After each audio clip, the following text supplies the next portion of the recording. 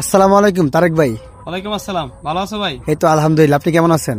আলহামদুলিল্লাহ ভাই, ভালো আছি। ভাই শুনতেছি ভাই ওই দিন যে ইন্ডিয়ার আর আপনার হচ্ছে বাংলাদেশ একটা ফুটবল ম্যাচ হয়েছিল ভাই, খেলাটা কিন্তু অত্যন্ত সুন্দর লাগছে আমার কাছে। আমি জীবনে ভাই ফুটবল ক্রিকেট মন দিয়ে সব দেখি নাই, কিন্তু ওই দিন যে হামজার সেভ আর মুরসালিনের গোলটা অত্যন্ত সুন্দর ছিল ভাই।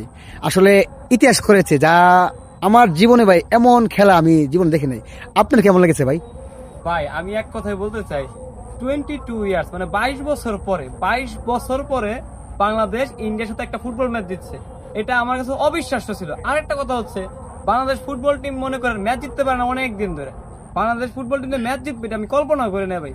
এর ভিতরে মোরসালিনের যে গোলটা মনে করেন ভাই ওদের গাফলতি আছে মানলাম, কিন্তু হামজা চৌধুরীর ভাই যে মনে করেন সেভটা কি বলবো ভাই, অসাধারণ সেভ। মানে এক কথায় বলতে গেলে সে একটা ওয়ার্ল্ড ক্লাস প্লেয়ার। তার মনে করি সেভটার মাধ্যমে আমরা বুঝতে পারছি এর কয়েকদিন আগে করলো কি বাইসা গেল একটা গোল দেবে। হামজা ইউ আর বিউটি, এক কথায় বলবো ভাই, হামজা ইউ আর বিউটি। মানে হামজার কথা বলতে গেলে ভাই আমি শেষ করতে পারবো না। অসাধারণ লাগছে ভাই ম্যাচটা আমার কাছে, অসাধারণ লাগছে। এখন দেখলাম ভাই হামজা সম্ভবত 3 মাস, তো 3 মাসের জন্য বাইরে চলে গেছে। ওই দিন বাইরে যাওয়ার সময় আপনার টিম বাসে করে যখন যাচ্ছিল, সাংবাদিক প্রশ্ন করছিল, হামজা তুমি বাংলাদেশ নাকি ইংল্যান্ড?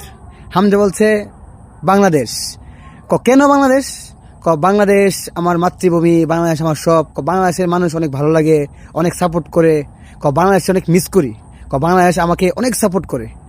খেলাটা আসলে আমার একান্ত নাই, খেলাটা সব পুরা বাংলাদেশ প্লেয়ারদের, বাংলাদেশের জনগণদের। কারণ তাদের জন্য ভালো কিছু একটা উপহার দিতে পারলে আমারও খুশি লাগে, ওদেরও খুশি লাগে। Hamza is best player. আপনার কাছে হামজা, মানে হামজা যে এখন 3 মাসের জন্য বাইরে চলে গেছে, কেমন লাগতেছে?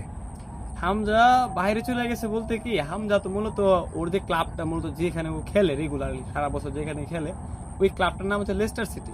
তো লেস্টার সিটি সে মনে করেন বয়সভিত্তিক দল থেকে লেস্টার সিটির সাথে হামজা চৌধুরী ছিল।